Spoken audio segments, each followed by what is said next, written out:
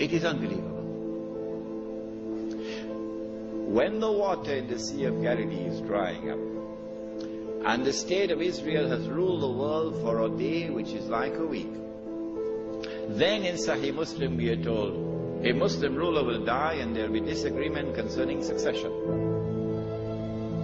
And then a man is going to come out of Mecca. His name will be my name and his father's name will be my father's name. Said the Prophet ﷺ, he'll have a broad forehead and a large nose. And he'll be known as Al-Mahdi. And he'll hurry from Medina to Mecca. As he approaches Mecca, people are going to come out to him, so this has to be a well-known person. Not some obscure non-entity, a well-known person. When the people of Mecca come out to him, they'll force him to accept the bay'ah, the oath of allegiance which legitimizes the leadership of the Amir al-Mu'mineen, bay'ah. He will accept the bay'ah at the Kaaba and then proclaim himself to be Al-Mahdi. It is only then that you would know that Al-Mahdi is there. So stop asking these foolish questions. Is he born already? Is he in Lebanon? Or maybe in Indonesia?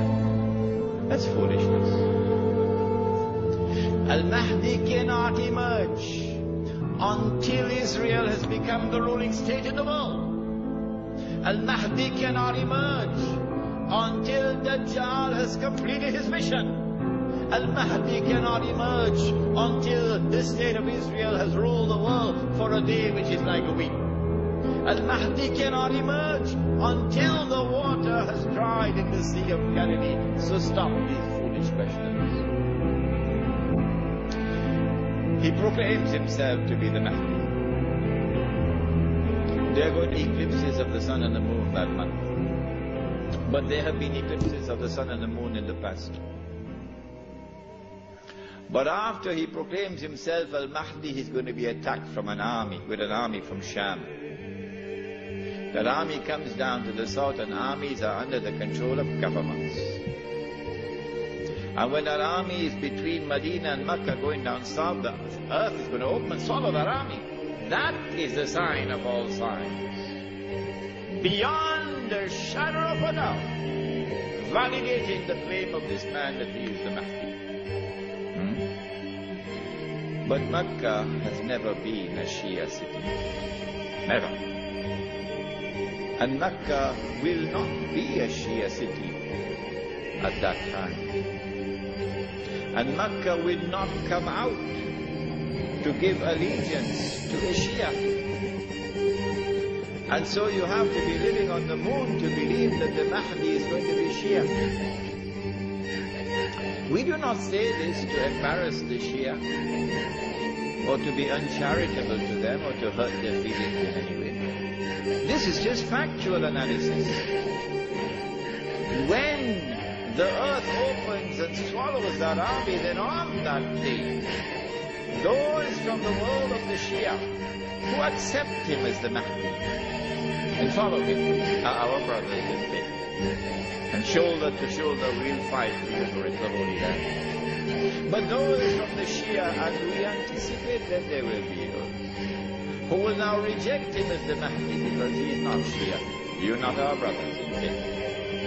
And you will not fight with us shoulder to shoulder to liberate the Holy Land.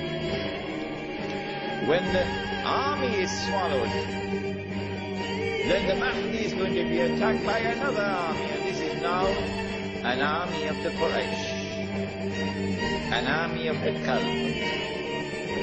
And remember that armies are under the control of governments. The Mahdi will defeat this army, and when an army is defeated, that is the end of Saudi Arabia.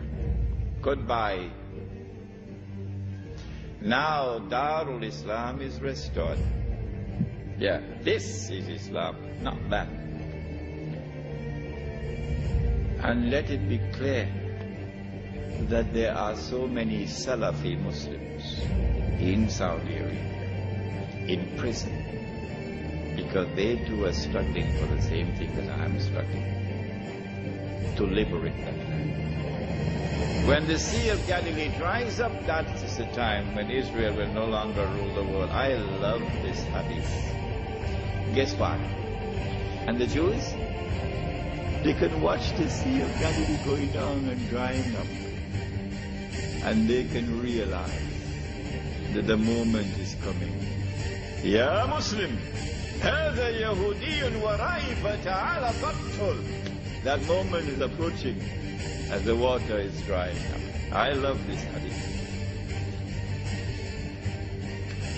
When Israel wages a big war, in order for her to become the ruling state in the world, she'd have to seize the oil. Saudi oil, Iraqi oil, Kuwaiti oil, etc. But I said, I don't think they'll touch the Iranian oil. Why? He asks.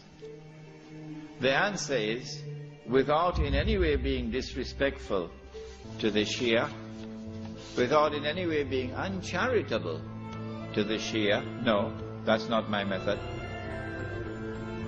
Anyone who declares of Abu Bakr as-Siddiq radiallahu ta'ala anhu that he was a usurper is misguided.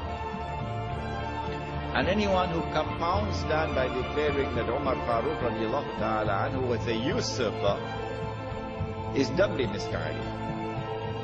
And anyone who further compounds that by declaring of a third of the eminent companions of the Prophet Muhammad alayhi salatu wasalam, that Uthman Ghani radiallahu ta'ala anhu was a usurper, is casting a massive vote of no confidence in Muhammad sallallahu ta'ala alayhi wasallam.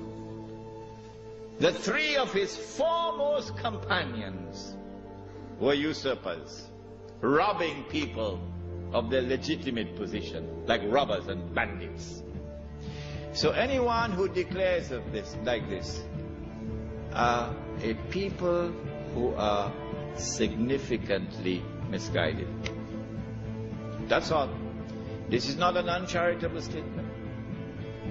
This is a factual statement.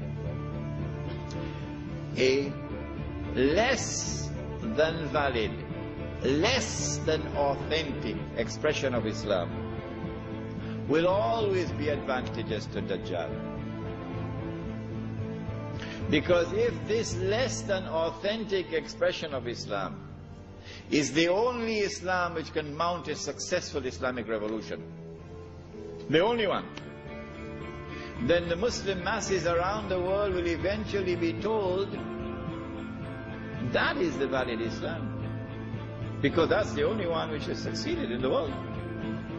So you should give up the authentic Islam that you have and adopt that less than authentic Islam. Why would Israel want to dismantle such a state? No, it will not be in the interest of Israel to attack and seize the Iranian oil.